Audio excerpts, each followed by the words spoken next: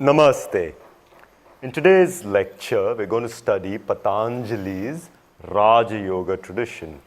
Now, the genius of Patanjali is that he just doesn't leave us with yoga philosophy, but he gives us a process, a practice. This process, these 8 stages, we colloquially call this as the Ashtanga tradition, 8 limbs of yoga. Without him giving us such a detailed process, today the yoga that we do would not have been similar to the yoga that was done 2,500 years ago at his time. There must be changes or variations over science, over a course of time, but the essence has been retained thanks to Patanjali giving us this process. So let's get started. With Patanjali, he begins with yamas and niyamas, even before asana. The first 5 stages of this process is what we call Bahirang yoga or external yoga, and the last 3 stages together called Samyama is Antarang or internal yoga. In the Yoga Sutras, these 5 are described in the 2nd chapter, Sadhana Pada, and these 3 are described in the 3rd chapter, Vibhuti Pada. Now, what we need to sort of understand is, with Patanjali, there is a preparation even before asana comes about.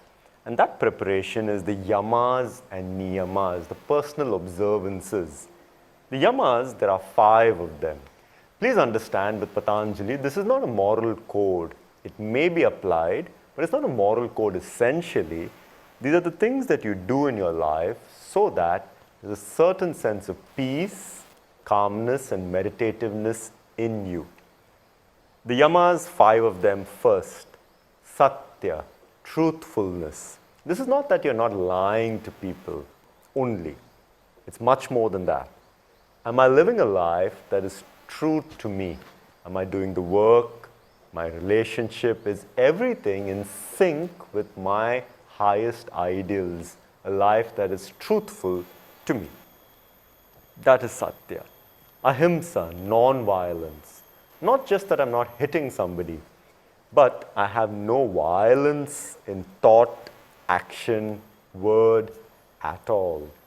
Sometimes we may not have the physical prowess to hit somebody, but we may malign their reputation, we may speak badly about them. Ahimsa means you have no such quality. You have no violence towards anyone. Satya, ahimsa, asteya, non-stealing. Not just that you're not stealing material goods, but often people steal somebody else's thunder. They steal the credit due to somebody else. It happens a lot in couples where one person takes all the credit, takes all the limelight. It happens in teams, some manager or some team member takes all the limelight.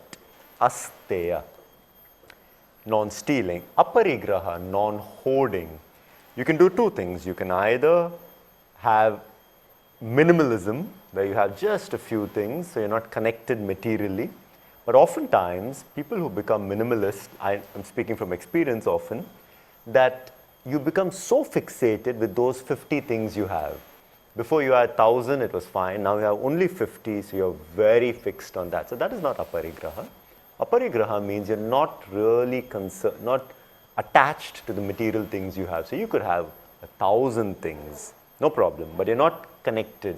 If I'm connected to each of those, I split my mind into that many parts. Aparigraha and brahmacharya, non-obsession with sex. Now this could be celibacy, or this could be being a householder, but you're not obsessed with it. If you're thinking about this the whole day, you cannot be calm here. So brahmacharya, very important to understand this. A lot of books will interpret it as celibacy because it's written by a Swami who's celibate, so that's fine. The way I'm interpreting this is non-obsession with sex. You can be householder or celibate. A lot of priests, monks, forced to be celibate, not really ready for that naturally, and end up doing weird things, molesting and so on. It's better that they had wives or they were householders. Therefore, it's not celibacy only, it is non-obsession with sex, either way. So those are the 5 yamas. So can you see how that if you have these 5 yamas in you, the quality of your life will be that much better. Then comes niyama. Niyama is the personal observances that I do. Saucha, cleanliness. This cleanliness is very important. Not just in my house, in my table or my room, but also my body, also my internal body. We don't distinguish body mind so dramatically, so therefore keeping the internal body cleansed ensures that my thinking, everything is clean, clear, simple. Saucha, santosha, contentment. It doesn't mean that you're not ambitious, you can be very ambitious, but you're content every day where you are. And this is a very rare quality in a human being, and anybody having that is almost saint-like. Contentment, santosha. Tapa, taking on some hardship, some discipline. It could be anything, waking up at a particular time, skipping a meal. So a lot of systems of the world have these fasting periods that create tapa in one, creating the spiritual willpower, tapa. Then comes swadhyaya, self-study. Self-study is very important. When I study my patterns by journaling, I know that this is how my mind operates, so self-study. Ishwar Pranidhan, surrender to a higher entity, whatever that may be for you, God or just nature, whatever it is, but a sense of surrender. It is with Ishwar Pranidhan that Patanjali separates yoga, Raja Yoga philosophy from Samkhya philosophy. There you have it, the 5 yamas, 5 niyamas. That sets the stage for asana. Without this training, you may train the body. When he speaks asana, he doesn't mean Surya Namaskar, all these postures. He basically implies the meditative posture. Siddhasana or Padmasana or Sukhasana. So for him, for Patanjali, a person already has the physical prowess to be able to sit comfortably. They've trained their body. Once these two are done, once you're calm, content, you can sit. I train a lot of athletes, they have the physicality, but they don't have the composure to sit still and calm for long. So that is asana. To be able to sit in Hatha Yoga, we say 2.5 hours.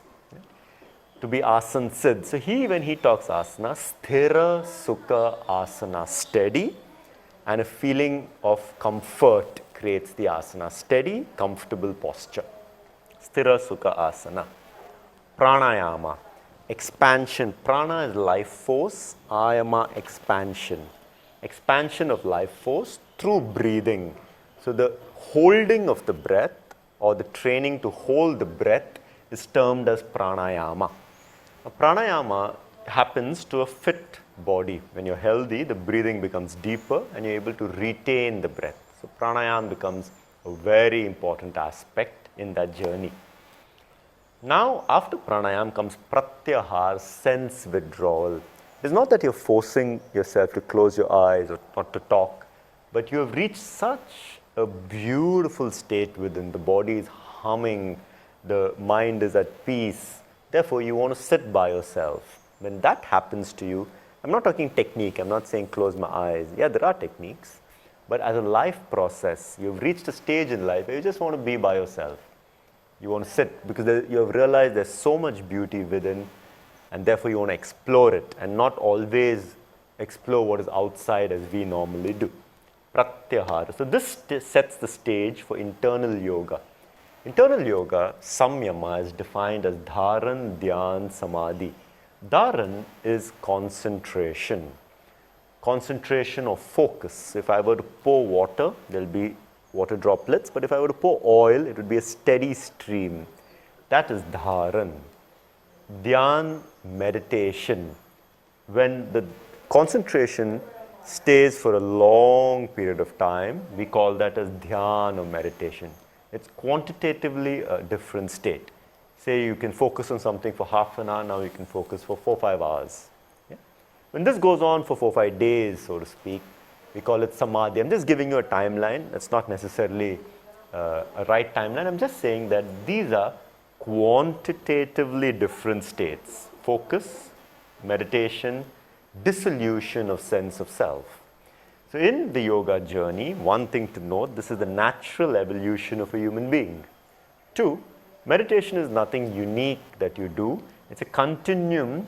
When you put your life in order through all of this, your understanding of life, your stillness, your breath, your sense withdrawal, when you put your life in order, meditation happens to you naturally. This is what he implies. And then samadhi eventually. I hope this has given you a good idea of Patanjali's Yoga Sutras. I'd like you to remember it as two things. One, the natural evolution of a human being. This is how he evolved and therefore laid it out like this. Two, the brilliance and genius of the man, that the GPS that he has set out to the internal journey is still relevant today. Namaste.